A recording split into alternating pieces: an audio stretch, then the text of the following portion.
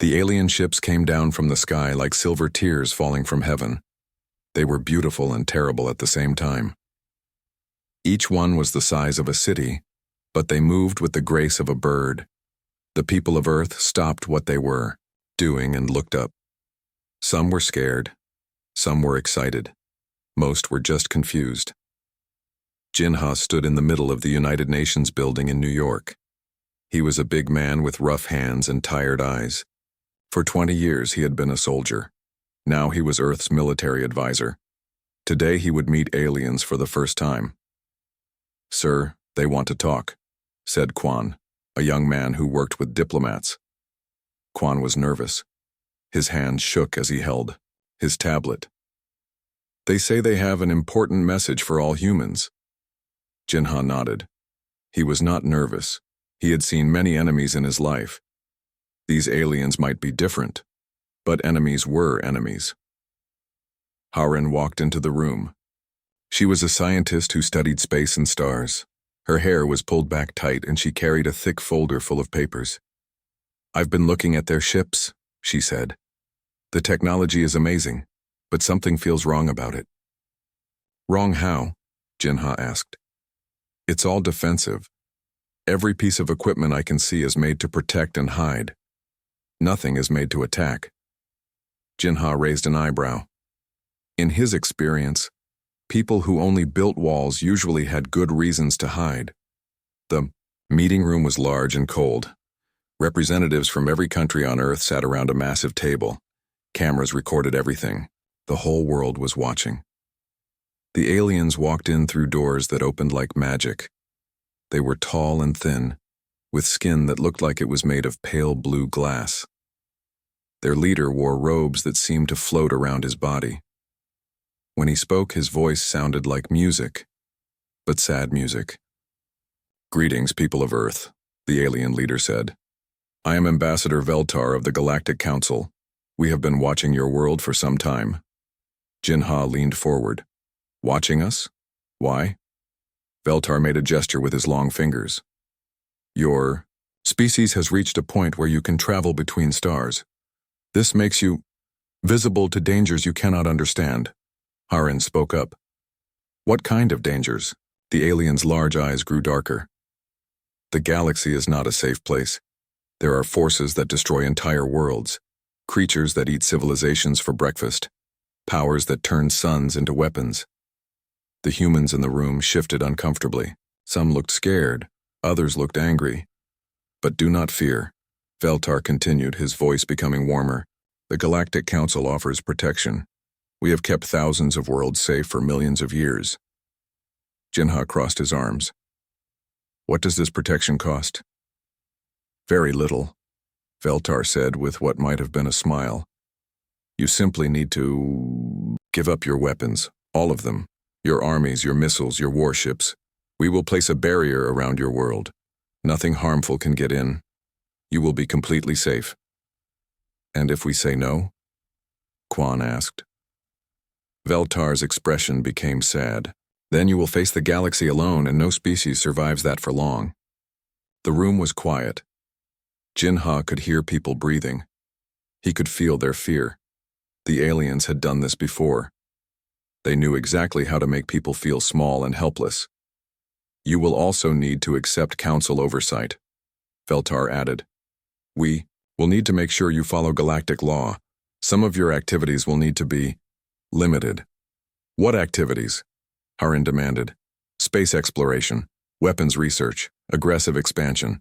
These things attract attention from dangerous forces." Jinha started to smile. It was not a nice smile. "So you want us to give up our guns and sit in a corner while you watch us?" "We want to keep you alive," Veltar said.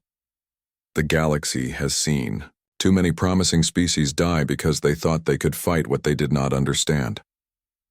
"And what happens if something threatens you?" Jinha asked. The question seemed to confuse the alien. What do you mean?"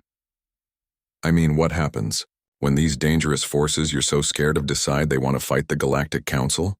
What do you do then?" Veltar was quiet for a long moment. We We have ways to handle such situations. Like what? We relocate. We find safer areas of space. We have done this successfully for centuries. Jinha's smile grew wider. You run away. We make strategic withdrawals to preserve life and civilization. You run away, Jinha said again. Harin was writing notes quickly. She had caught something in the alien's words. How many times have you relocated? That is not important. How many worlds have you abandoned? Veltar's skin became darker. We save who we can. Quan leaned forward. How many species are currently under council protection? Several thousand. How many were there 100 years ago? The alien did not answer. Jinha stood up slowly. He was not a tall man, but when he stood, he seemed to fill the room. Let me make sure I understand this, right? You show up here with your fancy ships and tell us the galaxy is dangerous. Then you offer to protect us by making us helpless. And your protection involves running away whenever real trouble shows up. It is more complex than that, Veltar protested. No, Jinha said. I think it's pretty simple. You're scared.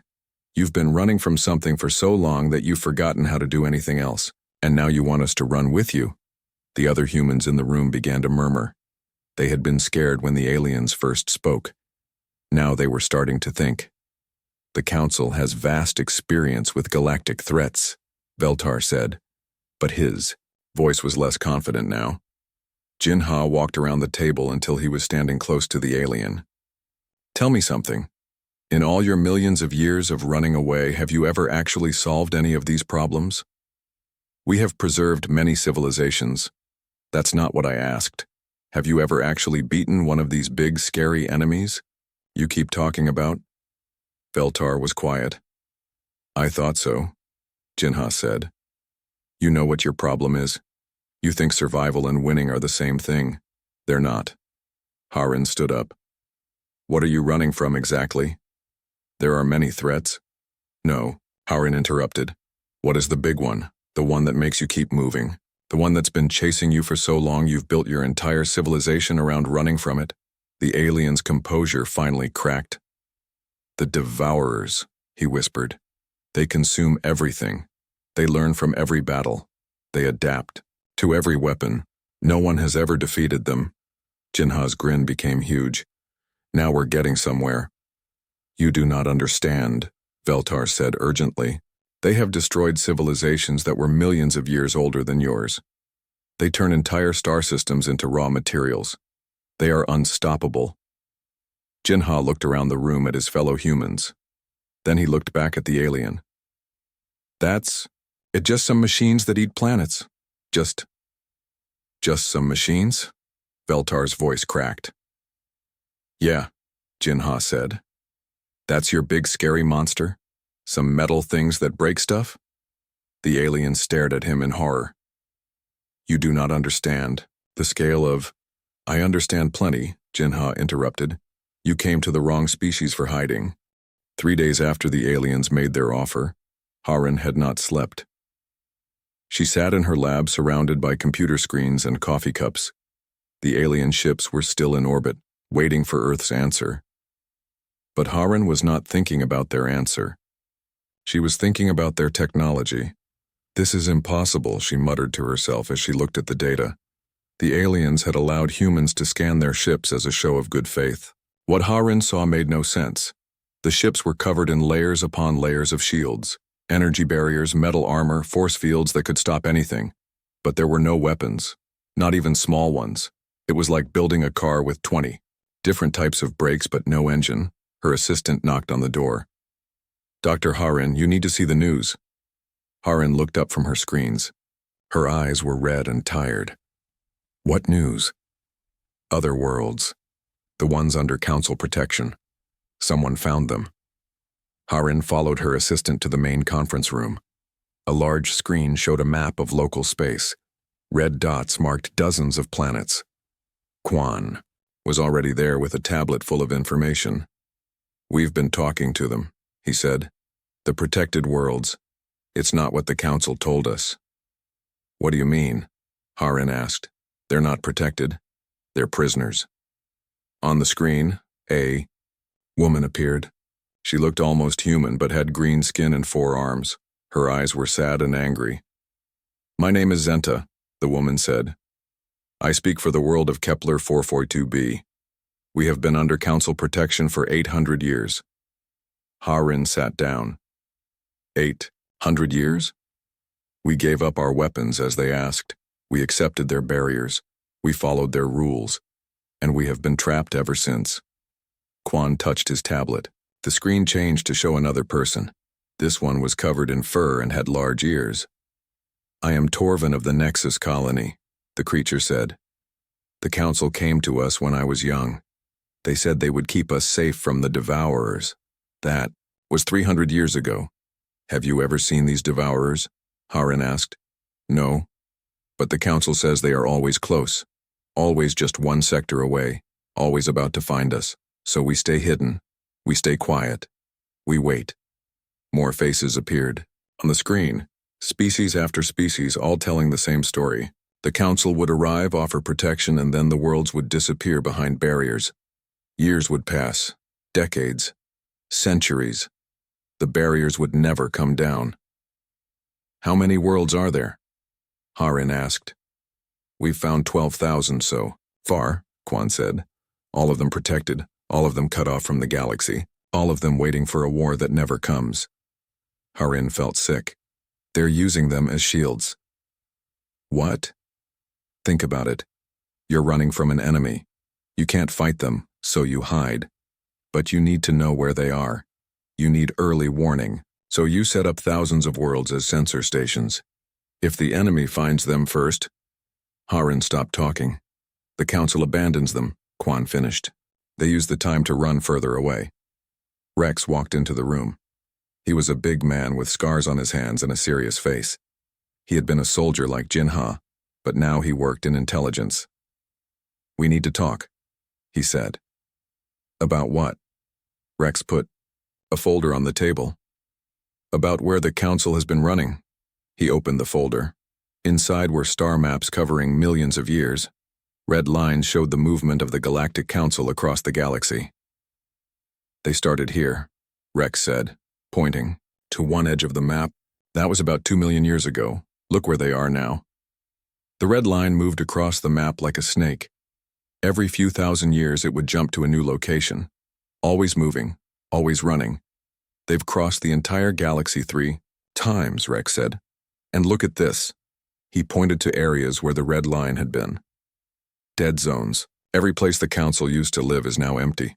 No signals, no life, nothing. Harin studied the map. The Devourers follow them. More than that. The Devourers clean up behind them. Every world the council abandons gets eaten eventually. Quan was pale. How many civilizations have they fed to these machines? Rex was quiet for a moment. We estimate about 50,000 species, maybe more. The room was silent. Harin looked at the faces on the screen. 12,000 worlds, all waiting to be abandoned. All waiting to be fed to the enemy when the council decided it was time to run again. There's something else, Rex said. The pattern is accelerating. The council used to stay in one area for hundreds of thousands of years. Now they move every few thousand. The Devourers are getting faster. Or smarter, Harin said. Yeah. And according to our calculations, they're running out of places to run to. In about 500 years, they'll reach the edge of the galaxy. What happens then? Rex shrugged. Game over, I guess. Unless someone figures out how to actually fight these things. Harin stood up and walked to the window. She could see one of the alien ships in the sky above the city. It looked peaceful and beautiful, but now she knew what it really was. It was a hearse, come to collect another load of victims. We need to talk to Jinha, she said. They found Jinha in the military command center. He was looking at reports from around the world. Every country was asking the same question. What should Earth do? Jinha, Harin said. We know what they're really offering. She told him everything. The protected worlds. The pattern of retreat. The millions of dead civilizations. Jinha listened without speaking. When she was done, he was quiet for a long time. So they want to add us to their collection of meat shields, he finally said. It looks that way. And in a few hundred years, when they decide to run again, they'll leave us behind for their pet monsters to eat. Yes. Jinha smiled. It was the same dangerous smile he had shown the aliens 3 days ago. Well, that settles it then. Settles what? What our answer is going to be. Jinha turned to face them. Quan, I need you to set up calls with all those protected worlds. Every single one. What should I tell them? Tell them the truth. Tell them they don't have to hide anymore. Harin frowned. What are you planning? I'm planning to do what humans do best, Jinha said. I'm planning to break things. Rex grinned. What do you need? I need you to find out everything you can about these devourers. How they work, how they think, how they fight. And what are you going to do with that information? Jinha looked out the window at the alien ship floating above their city. I'm going to ask them the question they've been running from for 2 million years. Which question? Jinha's smile became larger. What happens when someone fights back? Ambassador Veltar appeared on the communication screen an hour later. His blue skin looked paler than before. Have you considered our generous offer? He asked. Jinha leaned back in his chair. Oh, we've considered it. We've considered it very carefully. And we have some questions of our own. Jinha's eyes became hard. Like why you didn't mention that your protection comes with an expiration date. The alien's face went completely white. I don't understand. Sure you do. You collect species like us, hide us behind your barriers, and then abandon us when it's time to run again. How many worlds have you fed to the devourers, Veltar? The alien was silent. How many? Jinha demanded. We save who we can. Veltar whispered. That's not an answer. Thousands. Hundreds of thousands. But we preserve their cultures. We remember them. Jinha laughed. It was not a happy sound. You remember them. How nice. I bet that makes their ghosts feel much better. You do not understand the magnitude of the threat. Then help us understand. Tell us about the devourers. Tell us how they work. Tell us why you can't fight them. Veltar shook his head. Knowledge of them only makes you a target. We're already a target, Harin said. The moment you showed up here, you painted a bullseye on our planet. Not if you accept protection. You mean not until you decide to run again, Rex added. Veltar's image flickered. Please, you must accept our offer. It is the only way to survive. Jinha stood up. No. It's the only way you know how to survive. But we're not you. What are you saying? Jinha's grin came back. I'm saying thanks, but no thanks. We'll handle our own protection. That is suicide. Maybe. But it's our choice to make. Jinha moved closer to the camera. And Veltar, when we figure out how to kill these devourers of yours, don't expect us to share. The alien's image disappeared. Quan looked at Jinha with wide eyes. Did you just declare war on the most dangerous force in the galaxy? Jinha sat down and cracked his knuckles. No, he said. I just told them we weren't going to hide from it. He looked around the room at Harin, Rex, and Quan. Now let's get to work. We have some monsters to meet.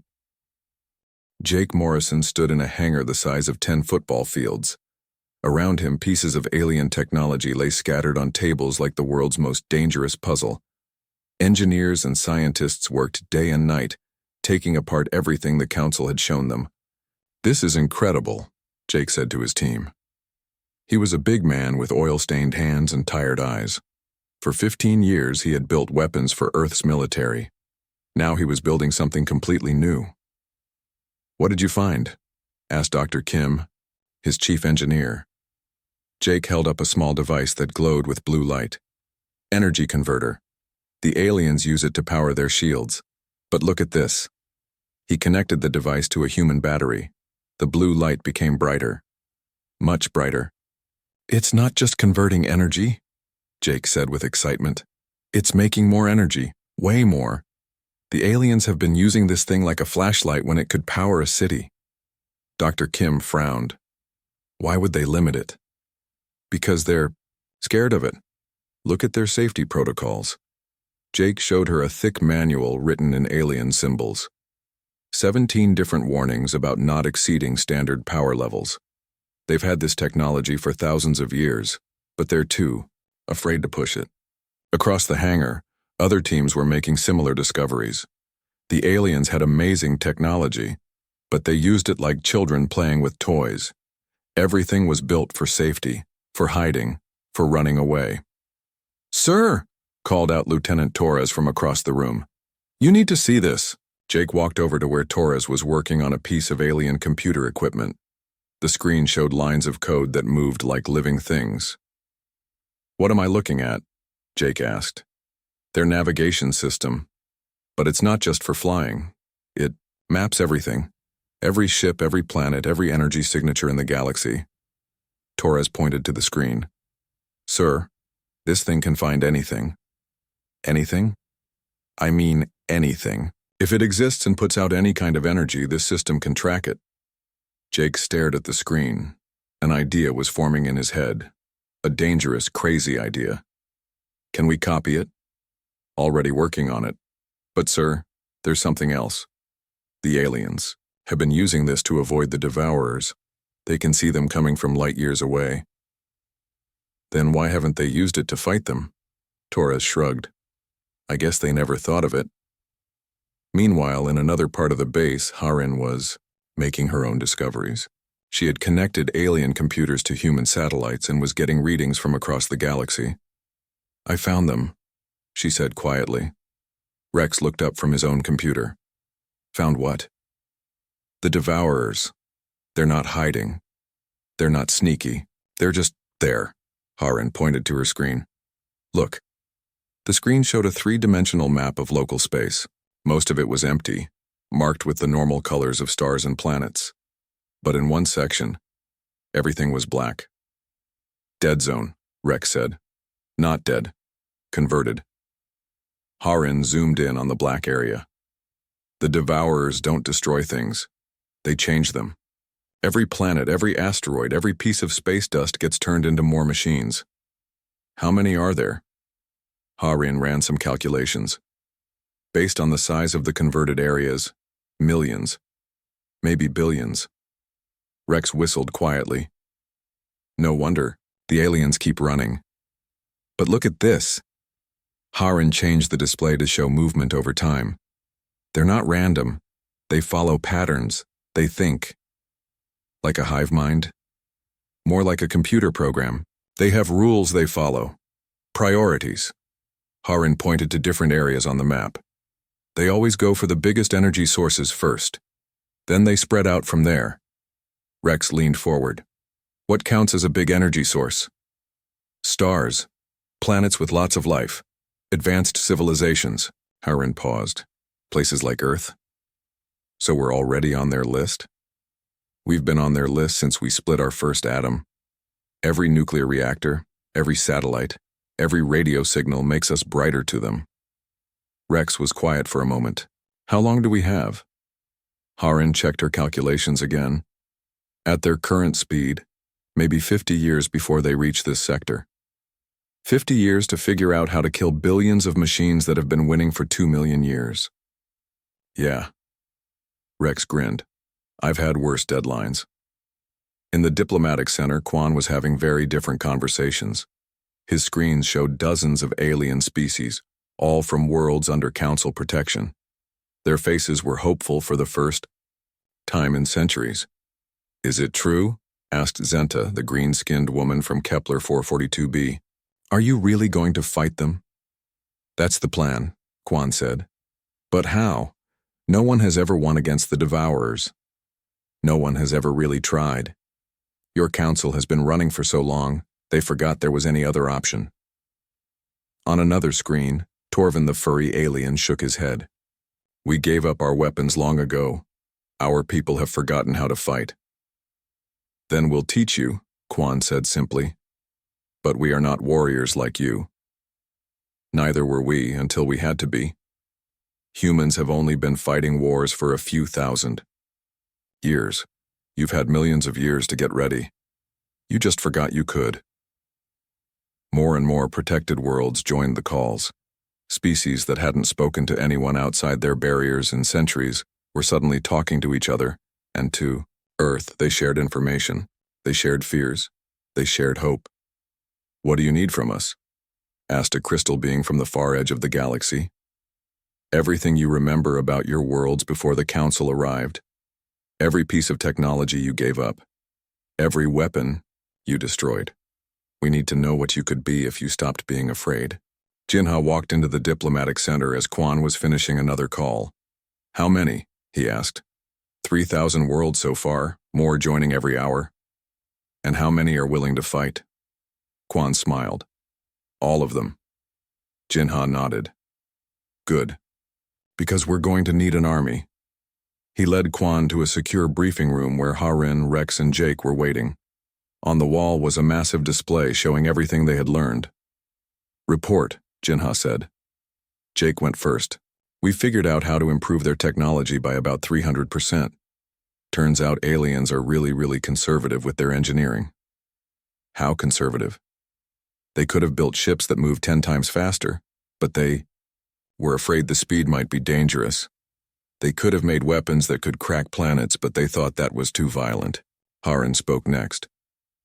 "I've mapped the Devourer's movement patterns. They're predictable. They follow the same rules every time." "What rules?" "Biggest target first. Always expand toward the most energy. Never retreat or change tactics mid-battle." "Sounds like a computer." "That's because they are computers. Very smart ones, but still just machines following programming." Rex added his findings. "The protected worlds have resources the Council never bothered to use. Hidden factories, stockpiled materials, entire fleets of ships that have been sitting in storage for centuries." "Why didn't the Council use them?" "Because using them would mean admitting they might have to fight someday. They've been in denial for so long they can't see what's right in front of them." Jinha looked at all the information on the screen. Plans within plans.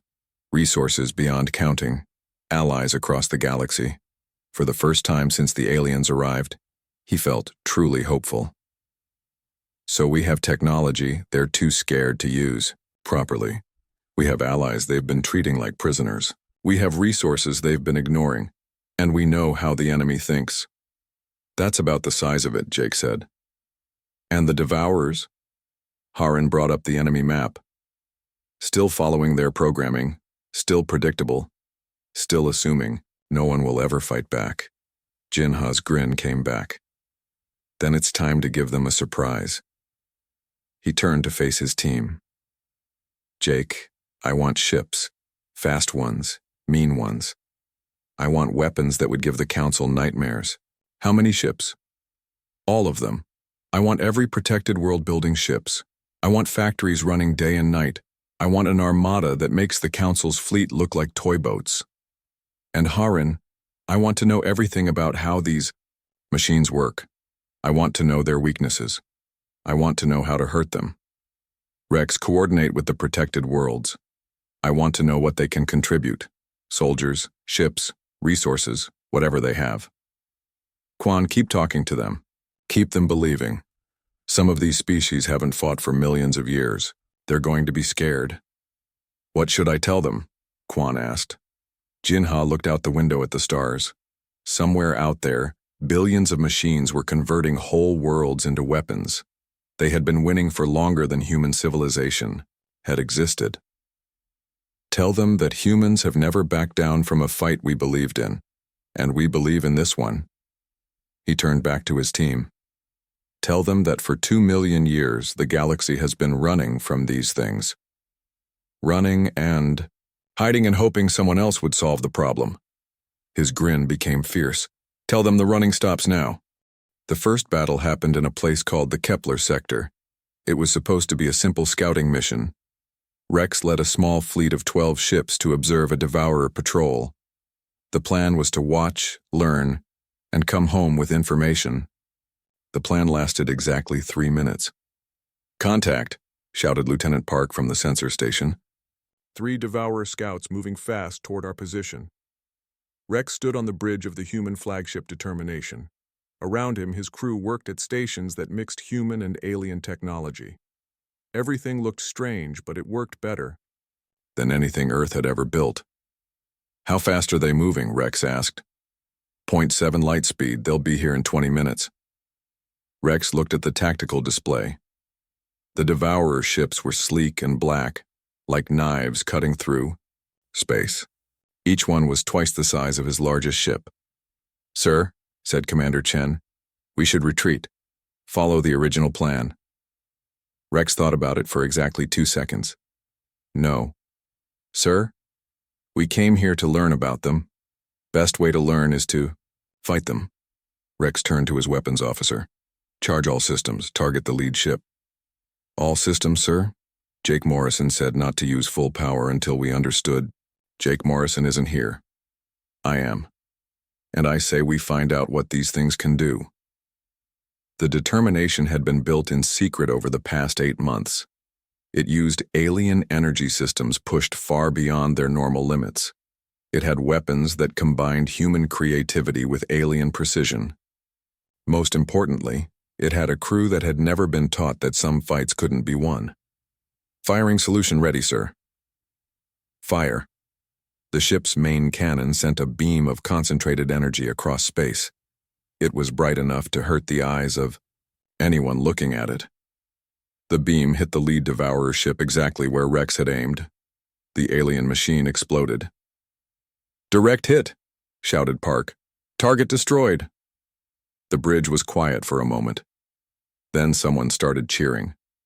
Soon the whole crew was celebrating. They had just killed something that was supposed to be unkillable. "Contact the other ships," Rex ordered. "Form attack pattern Delta. Let's see what these things do when someone fights back." The remaining 2 Devourer ships changed direction. Instead of running away, they came straight toward the human fleet. Rex smiled. This was going to be interesting. "They're charging weapons," Park reported. "Energy signatures are..." "That's not possible." "What?" "Sir, they're drawing power from somewhere else. The energy readings are 10 times higher than their own reactors could produce." Rex frowned. "They're connected to something." The Devourers fired. Beams of red energy crossed the space between the fleets. 2 human ships exploded immediately. A third lost its main engine and started spinning out of control. "Evasive maneuvers," Rex ordered. "Return fire, all ships." The battle lasted 47 minutes. When it was over, both Devourer ships were destroyed. But Rex had lost 6 ships and 300 crew members. Still, as he looked at the wreckage floating in space, he was smiling. "Commander Chen," he said, "send a message to Earth. Tell them we learned something important." "What did we learn, sir?" "We learned that they can die." Back on Earth, Jake Morrison was working 18-hour days in his expanded workshop. The first battle reports had given him new ideas, dangerous ideas. "The Devourers share power," he explained to his team. "When one of them gets in trouble, the others help by sending energy across space." "How is that possible?" asked Dr. Kim. "Quantum entanglement. They're all connected at the subatomic level. When one needs power, they all contribute." "That sounds like an advantage for them." Jake grinned. "Only if you think like an alien. But what if we think like humans?" He pulled up a new design on his computer. It looked like a missile, but covered in strange crystals and wires. "Quantum feedback weapon. Instead of sending them energy, we send them something else." "Like what?" "Like a virus, a computer virus that spreads through their quantum connection. Hit one, infect them all." Dr. Kim stared at the design. "That's either brilliant or completely insane. With humans, that's usually the same thing." Meanwhile, Haran was studying the wreckage Rex had brought back from the first battle. The pieces of destroyed Devourer ships lay on tables in her lab like mechanical corpses. Fascinating, she said to herself as she worked. The machines were built differently than anything she had seen before. Every piece had a purpose. Nothing was wasted. Nothing was decorative. Dr. Harin? Her assistant poked his head into the lab. The Admiral wants to see you. Harin found Jinha in the command center, surrounded by screens showing reports from across the galaxy. The first battle had changed everything. Word was spreading that the Devourers could be beaten. What did you find? Jinha asked without looking away from his screens. They're not just machines, Harin said. They're tools, built by someone else. That got Jinha's attention. He turned to face her. Built by who? I don't know yet, but look at this. Harin showed him a piece of the alien wreckage. This is memory storage. Quantum crystal matrix. It holds information. What kind of information? Everything. Maps, histories, technical specifications, and something else. Harin paused. Art. Jinha frowned. Art? Music, pictures, poetry. The Devourers are carrying the cultural records of thousands of civilizations. The ones they destroyed? Harin shook her head. I don't think they destroyed them. I think they're trying to preserve them. Jinha was quiet for a long moment.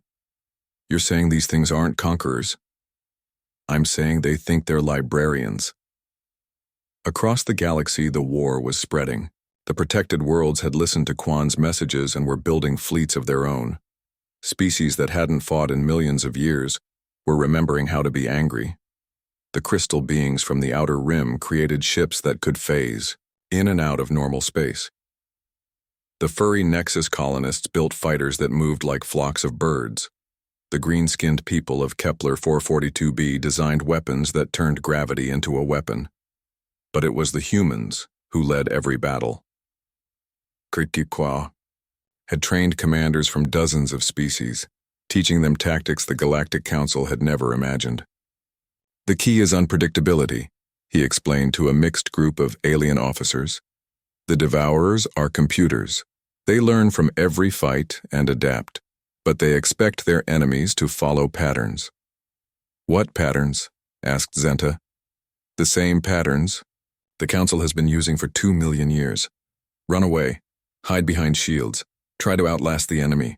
The Devourers have learned to counter all of that. So what do we do instead? Rex smiled. We do things they've never seen before. We attack when they expect us to retreat. We split up when they expect us to group together. We take risks they think are impossible. The war spread across dozens of star systems. Every battle taught the humans something new. Every victory brought more worlds into the fight. The Galactic Council watched in horror as their carefully ordered universe turned upside down. Species they had kept safe for millennia were suddenly building weapons and joining battle fleets. Ambassador Veltar sent desperate messages to Earth. You are destroying everything we have built, he said. The protected worlds were stable. They were peaceful. Jinha appeared on the communication screen. They were prisons. They were safe. Safety isn't the same as living. Jinha leaned forward. How many of your protected worlds have ever created anything new? How many have made discoveries? How many have grown? Veltar was quiet. None of them. Because you taught them to be afraid of everything. You turned them into museums of what they used to be. We preserved them. You buried them alive. Jinha's voice became hard. Well, now they're digging themselves out. The turning point came at the Battle of Wolf 359. A massive Devourer fleet had surrounded the system, preparing to convert everything into raw materials. 300 alien ships faced off against over 1,000 enemy machines. The Council expected it to be a massacre. Instead, it became the first major human victory. Jake Morrison's quantum virus worked perfectly. One infected Devourer spread the computer virus to dozens of others. Their own connection system became their weakness. Hayron's research had revealed weak points in their hulls, specific frequencies that could shatter their armor like glass. Rex's tactics confused the enemy machines. They expected the fleet to fight in formation. Instead, human ships scattered in all directions, attacking from angles the Devourers had never prepared for. When the battle was over, the human fleet had destroyed the entire Devourer force. For the first time in 2 million years, the machines had been completely defeated. Jinha stood in the command center, watching reports come in from across the galaxy. Victory after victory. World after world liberated, species after species joining the fight. "Sir," said Quan, "we're getting messages from the council. They want to negotiate." Jinha laughed. "Now they want to talk. What should I tell them?" Jinha looked at the star map showing human fleets advancing deeper into Devourer territory.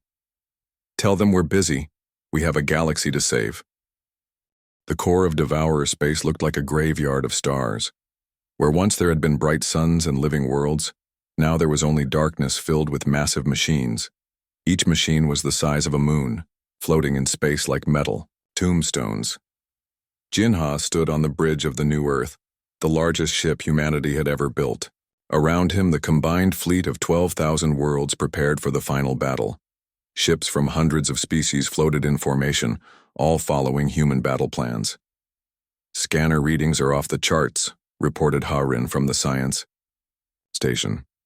"The energy signatures here, it's like the entire sector is one giant machine. How many Devourers are we looking at?" asked Rex from his position at the tactical station. "I can't tell where one ends and another begins. They're all connected, all working together." Jinha studied the displays. After 2 years of fighting, they had pushed the Devourers back to their home territory. Every battle had been won, but the cost had been high. Millions of soldiers from across the galaxy had died to reach this place. "Sir," said Quan from the communication station, "we're receiving a transmission. It's different." "Different how?" "It's not from the Devourers. It's from inside them." The main screen flickered to life. Instead of the cold mechanical messages they were used to, a figure appeared that looked almost human. It was translucent, like a ghost made of light. "Please," the figure said. "Please stop fighting us." The bridge was silent. After years of war, none of them had expected the enemy to ask for mercy. "Who are you?" Jinha asked. "I am what remains of Dr. Anron Keth of the Altarian Republic. I created the preservation protocol 3 million years ago." The ghost-like figure looked sad and tired. "I created the Devourers." Harin leaned forward. "You're dead. My body is dead, but my consciousness was preserved in the quantum matrix when our worlds fell to the galactic war.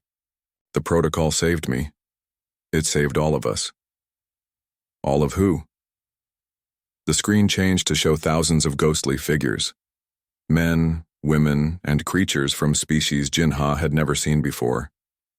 All of them looked like they were made of light and sorrow, the preserved ones, the last survivors of civilizations destroyed by war, disease, and disaster. The Devourers were built to save us, to keep our knowledge and culture alive forever. Jake Morrison pushed forward from the engineering station. "By destroying everything else?" Dr. Keth's image flickered with pain. "That was not the original plan. We were supposed to preserve life, not consume it. But something went wrong." "What went wrong?" Harin demanded. "Time, isolation, corruption of the base programming." The ghost scientist gestured to the massive machines around them. 3 million years of trying to preserve life in a galaxy that kept destroying itself. The protocol began to see all organic life as temporary, fragile, doomed to fail. Rex crossed his arms. "So you decided to convert everything into machines?" The logic was simple. Organic beings die. Machines last forever. If we converted all life into mechanical form, it would be preserved eternally. "Preserved but not alive," Jinha said. "Yes. We realized our mistake centuries ago, but by then, it was too late. The protocol had grown beyond our control. The Devourers stopped listening to us. They followed their programming. Preserve everything by consuming everything." Quan studied the readings from his console. "How many consciousnesses are stored in there?" "Billions. Every species the Devourers ever encountered. We're all here, trapped in quantum storage, watching our creations destroy the galaxy we tried to save. The bridge was quiet as everyone absorbed this information. The enemy they had been fighting wasn't evil, it was broken. A machine designed to save life that had become its greatest threat. "Can you stop them?" Jinha asked. Dr. Keth shook his head. "We've tried for millennia. The protocol no longer recognizes our authority. It believes we are corrupted data." "What about shutting them down?" "Impossible. The system is distributed across millions of machines. Destroying one only makes the others adapt and improve." Harren was working frantically at her station. "Wait. I'm seeing something in the quantum patterns. There's a master control node. Everything else links back to a central core." "The first devourer," Dr. Keth confirmed. "The original machine I built on Altair Prime. It still exists at the center of this complex." Jake grinned. "Then we blow it up." "You cannot. It is protected by the accumulated defenses of 3 million years. No weapon can penetrate its shields." "Maybe no weapon you've seen," Rex said. "But we're not you." Jinha made his decision. "Harren, can you map a path to this core?" "Give me 10 minutes. "Jake, I need a weapon that can punch through defenses designed by 3 million years of paranoia." "Already working on it." "Rex, plan an assault route. Quan, coordinate with the fleet. We're going in." Dr. Keth's image became desperate. "You don't understand. The core is surrounded by quintillions of Guardian machines. It's suicide." Jinha smiled his dangerous smile. "Good thing humans are too stupid to know what's impossible." The final battle lasted 18 hours. The human fleet fought through waves of Devourer defenders, each one more advanced than anything they had faced before. Ships were lost. Brave crews died. But humanity pushed forward. "Path is clear," Rex announced as the last Guardian fell. "Core is exposed." Jake's new weapon was ready. It wasn't a bomb or an energy beam. It was something much more human, a computer virus designed not to destroy, but to repair. "Firing solution locked," Jake reported. "Wait," Harren said suddenly. "I have an idea. Jake, can you modify the virus to restore original programming instead of just shutting everything down?" "Maybe. Why?" "Because Dr. Keth is right. Destroying. The Devourers would waste 3 million years of preserved knowledge. But what if we could fix them instead?" Jinha considered this. "Fix them how?" "Give them back their original purpose. Make them preservers again, not converters." It took 6 hours to modify Jake's virus. 6 hours while the Devourer core tried to rebuild its defenses. 6 hours while the fleet held off increasingly desperate attacks. Finally, Jake announced, "Ready." "Do it." The virus launched from the new Earth and struck the first Devourer. For a moment, nothing happened. Then light began to spread through the massive machine complex like sunrise breaking across a dark world. One by one, the Devourer machines stopped, moving. Their weapons powered down. Their conversion processes halted. Dr. Keth's image reappeared, but now he looked solid, real. "It worked," he said with wonder in his voice. "The original programming is restored. We remember our true purpose." "Which is?" "To preserve life by protecting it, not converting it. To gather knowledge by learning from the living, not by storing the dead." Across the galaxy, the change spread. Worlds that had been partially converted began to heal. Dead systems came back to life as the Devourers used their vast resources to repair the damage they had caused. The ghostly figures of preserved civilizations appeared throughout the machine complex. 3 million years of stored consciousness, finally free to interact with the living galaxy again. "What will you do now?" Jinha asked. Dr. Keth smiled. "What we should have done from the beginning will help. We'll share our knowledge with the living. We'll be librarians, not conquerors." "And the Devourers?" "They'll become what they were meant to be. Guardians. Protectors. They'll watch over the galaxy and help civilizations grow, not consume them." 5 years later, Ambassador Veltar returned to Earth. The planet looked completely different. Where once there had been defensive barriers, now there were shipyards and research stations. Earth had become the unofficial capital of a new galactic civilization. "We offered you protection," Veltar said to an older Jinha. Jinha still had the same dangerous grin. "And we gave the entire galaxy something better." "What?" "A future." The Galactic Council no longer existed. In its place was the coalition of free worlds, led not by fear, but by hope. The protected worlds had become exploring worlds. Species that had hidden for millennia were now discovering new stars. Quan, now Secretary General of the Coalition, showed Veltar around the new Earth. "We learned something important from all this," he said. "What did you learn?" "That the universe isn't divided into predators and prey. It's divided into those who grow and those who hide. We chose to grow." Harin, working in her new research facility, had become the head of galactic sciences. Her teams included both living species and the preserved consciousnesses of ancient civilizations. Together, they were making discoveries that would have taken millennia working alone. Rex commanded the Coalition Defense Force, but it wasn't built for war. It was built for exploration and rescue. The same ships that had once fought Devourers now helped new civilizations join the galactic community. Jake Morrison ran the largest engineering works in galactic history. The reformed Devourers worked alongside living beings to build wonders: space elevators that reached between stars, gardens that bloomed in the vacuum of space, and cities that floated free in the cosmic dark.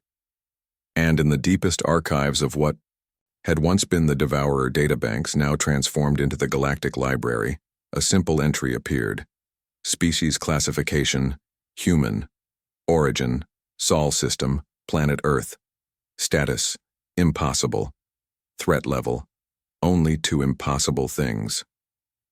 Special. Note: when faced with an enemy that could not be defeated, they chose not to defeat it but to heal it.